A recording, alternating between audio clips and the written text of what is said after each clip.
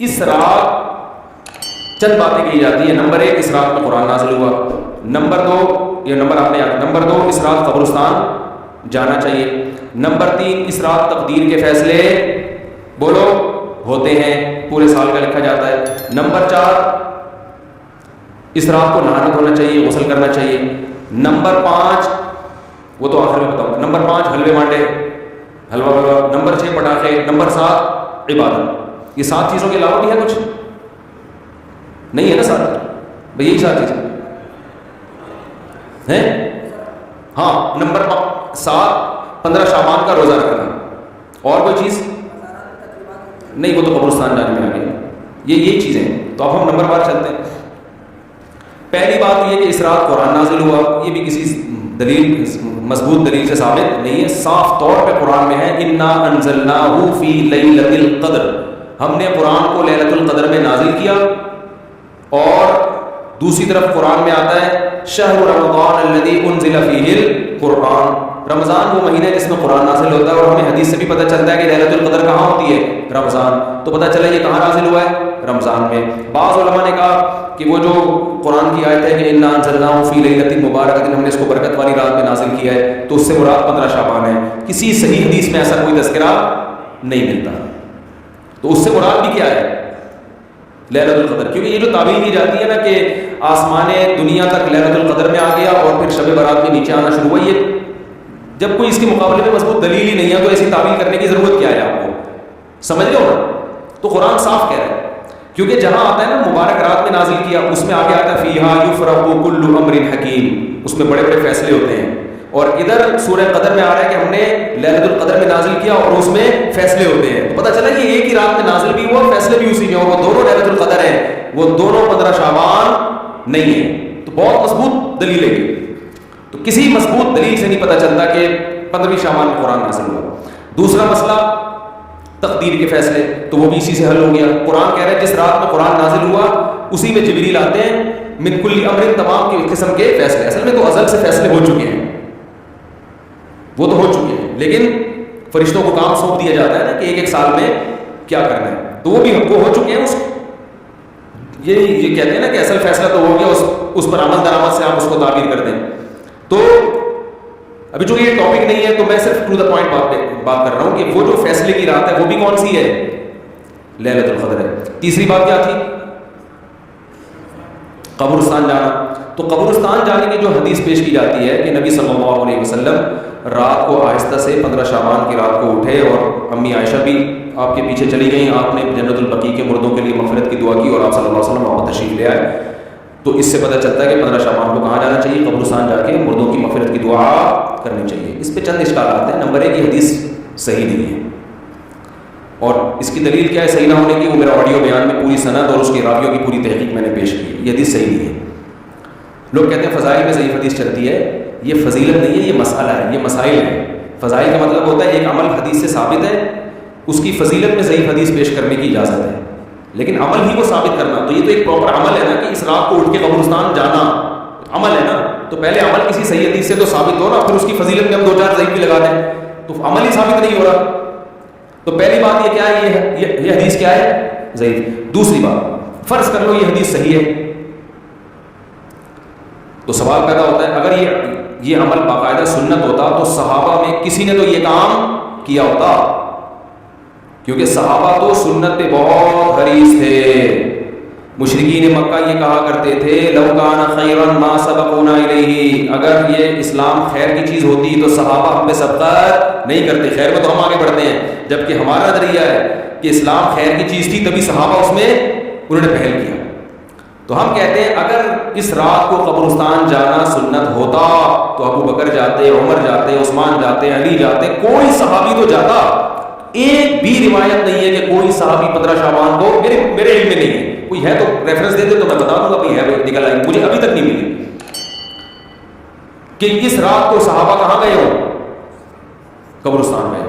تو اگر اس حدیث کو فرض کر لیا جائے کہ یہ صحیح ہے تو پھر یہ نبی کی خصوصیت ہے, یہ پراپر سنت نہیں ہے. جیسے کہ حدیث میں آتا ہے آپ نے 2 قبروں پہ ہری شاخ گاڑ دی اور فرمایا کہ جب تک یہ شاخ ہری ہے ان کو عذاب میں تخفیف ہو جائے گی, لیکن کسی صحابی نے قبروں میں شاخیں نہیں گاڑی. تو پتہ چلا یہ نبی کیا کی خاصیت تھی کہ اللہ نے آپ کو رحمت للعالمین بنایا، تو اللہ نے آپ کی برکت سے آپ کو بذریعہ وہی بتا دیا کہ یہ شاخیں گاڑ دیں گے تو ان میں عذاب میں کمی ہو جائے گی، لیکن یہ سنت نہیں ہے. تبھی ہم نہیں دیکھتے کسی امام نے کسی مجتہد نے فتویٰ دیا ہوگا جا کے شاخیں گاڑو، تو صحابہ نے نہیں کیا. تو ہم اگر اس عمل کو سنت مان بھی لیتے ہیں تو صحابہ نے پھر یہ نبی کی صحیح حدیث مان بھی لیتے ہیں، تو یہ نبی کی خاصیت ہے. امت اس میں آپ کو فالو نہیں کرے گی. تیسری بات، فرض کر لو کہ یہ نبی کی یہ حدیث بھی صحیح ہے، یہ بھی فرض کر لو، حالانکہ غلط چیزیں فرض کر رہے ہیں آپ، لیکن فرض کر لو، فرض کرنے پر گورنمنٹ کی طرف سے کوئی پابندی نہیں. اور یہ بھی فرض کر لو کہ نبی نے جو کیا ہے تو اب صحابہ بے شک نہ بھی کریں پھر بھی یہ سنت ہے. تو پھر سنت جن کیفیات کے ساتھ ہے انہی کیفیات کے ساتھ سنت ہے نا. کیا خیال ہے؟ پہلی بات، نبی زندگی میں ایک دفعہ گئے ہیں، آپ ہر سال جاتے ہو، تو آپ کو زندگی میں کتنی دفعہ جانا چاہیے؟ ایک دفعہ جانا چاہیے ہر سال میں. تو 15 شعبان آپ کی زندگی میں 50 دفعہ آیا تو بس ایک دفعہ چلے جائیں، کیونکہ نبی کی زندگی میں بھی کئی بار آیا مگر آپ گئے. 23 سال آیا نبوت کے بعد مگر آپ گئے ایک بار، تو ایک بار چلے جاؤ آپ. لیکن آپ اتنے ڈھیٹ ہیں، آپ کہہ رہے نہیں نبی ایک بار گئے مگر میں کتنی بار جاؤں گا؟ بار بار جاؤں گا. تو چلو آپ بار بار چلے جاؤ، ہم مان لیتے ہیں آپ کی دلیل. تو پھر جن کیفیات کے ساتھ گئے ان کیفیات کے ساتھ جاؤ. وہ کیفیت کیا تھی؟ چپکے سے رات کو کسی کو اٹھائے بغیر نکلے کی پتہ تو عائشہ کی بھی آنکھ کھل گئی تھی تو پتہ چل گیا، ورنہ آپ ان سے بھی چھپا رہے تھے. اور چلے گئے اندھیرے میں جب کوئی بھی نہیں ہے، چپکے سے دعا کر کے واپس آ گئے. تو آپ کو بھی چاہیے جب سناٹے دار قبرستان میں خاموشی ہو، کتے بھونک رہے ہوں، ستارے چمک رہے ہوں، آپ اپنی وائف کو بھی نہ بتائیں اور چپکے سے آپ کسی کو بتائے بغیر اندھیرے قبرستان میں جہاں کوئی لائٹ نہیں، کوئی وہ پھر وہ عجیب سی چیز ہو جائے گی، وہ کوئی چیز نہیں ہے وہاں پہ آپ گئے اور وہاں سے آپ دعا کر کے جب واپس آنے لگے تو کل آپ کے لیے دعائیں ہو رہی ہیں. اتنا خوف ہو کا عالم وہاں پہ، آپ ڈر خوف سے آپ کا، کیونکہ اکثر لوگوں کے ساتھ یہ اتنا جگرا بہت کم لوگوں کا ہے کہ اندھیرے میں قبرستان میں جائیں اکیلے. اور اس زمانے کے قبرستان میں تو لائٹنگ کا تصور ہی نہیں تھا، بالکل دور دراز ہوتے تھے باقی قبرستان. ایسے قبرستان میں جہاں ہو کا عالم ہو آپ گئے تو میرا خیال ہے اب گئے آپ، اب اگلے سال آپ کے رشتہ دار آپ کے لیے دعا.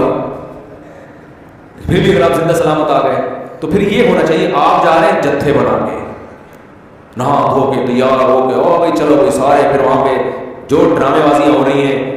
اب تو ڈیٹنگ پوائنٹ بنتے جا رہے ہیں قبرستان، اللہ کی پناہ ہے. وہاں بیٹھے ہوئے ہوتے ہیں، پتہ نہیں کیا قوالیاں ہو رہی ہیں، یہ ہو رہا ہے، یہ کہاں سے ہو گیا بھائی؟ تو یہ ہو گیا قبرستان، آگے کیا رہ گیا؟ تو اس لیے قبرستان نہ جایا کریں اس رات، کوئی ثابت ہی نہیں، کچھ بھی نہیں ہے. تیسری چیز ہو گئی، 2 ہو گئی، 3 نمبر پر نہانا. نہانے میں بھی کوئی حدیث موجود نہیں ہے. اور ویسے بھی نہانا دھونا تہواروں میں ہوتا ہے، عبادت کی راتوں میں کوئی اس لیے نہا لے کہ میں صاف ستھرا ہو کے عبادت کروں گا، تو وہ تو اس رات کی خاصیت نہیں ہے نا. وہ تو کبھی بھی تہجد پڑھنا ہو نہا کے پڑھ لو، لیلۃ القدر میں نہا لو، لیکن اسپیشل اس رات کی وجہ سے نہانا تو یہ ہوتا ہے تہواروں میں. اور تہوار اسلام میں دن کی روشنی میں ہوتے ہیں، رات کی روشنی میں عیسائیوں کے تہوار ہوتے ہیں، ہندوؤں کے ہوتے ہیں، مسلمانوں کے نہیں ہوتے. عید الفطر، عید الاضحیٰ میں صبح نہا دھو کے نکلتے ہیں صبح. اسلام میں رات کو تہوار ہی نہیں ہے. کیوں نہیں ہے؟ رات کو توجہ گناہوں کی طرف جاتی ہے، شراب کباب کی طرف جاتی ہے. اس لیے اسلام اور تہواروں کو سیلیبریٹ کیا جاتا ہے نا، تہواروں کو میں خوشی منائی جاتی ہے. تو اسلام نے خوشی منانے کے لیے دن کا ٹائم دے دیا. اس میں پھر شراب کباب کی طرف توجہ نہیں جاتی، اور بتیاں جلا ہی نہیں سکتے آپ اس میں، ٹھیک ہے نا. دن میں آپ بتی جلاؤ گے نظر ہی نہیں آئے گی نا. تو تہوار دن میں رکھیں، رات میں رکھیں گے اسلام نے، تو بتی کا خرچہ بھی بچے گا آپ کا، ٹھیک ہے نا. تبھی ہم کہتے ہیں جو 12 ربیع الاول رات کو بتیاں لگائی جا رہی ہیں اور اس کو عید بھی کہا جا رہا ہے. تو عید رات کو نہیں ہوتی، عید کب ہوتی ہے؟ دن میں ہوتی ہے، اور دن میں بتی نظر ہی نہیں آتی. تبھی عید الفطر، عید الاضحیٰ بتیاں جلاتے ہی نہیں ہیں لوگ. تو اس لیے اسلام نے یہ والا سیٹ اپ ہی ایسا رکھ دیا کہ بتی کا پہلے ہی لوڈ شیڈنگ سے مر رہے ہیں، ٹھیک ہے نا. ایسا سیٹ اپ بنا دیا اسلام نے. شراب کباب کی طرف توجہ نہیں جاتی. اسلام انسان تمیز سے نہا دھو کے مسجد میں نماز پڑھے گا، آئے گا، جلیبیاں کھائے گا، چلو بس یہ ہو جاتا ہے. تو تہوار دن میں ہوتے ہیں، رات میں نہیں ہوتے. اس لیے اس رات میں نہانا دھونا بھی کہیں ثابت نہیں ہے. اور حلوے مانڈے بھی خوشی کی رات کہا جاتا ہے. تو خوشی کی رات، ایک تو حلوہ ثابت نہیں ہے، دوسرا یہ خوشی کی رات ہے نہیں. اگر اس کو بہت زیادہ فرض کیا جائے گا تو عبادت کی رات کہا جائے گا.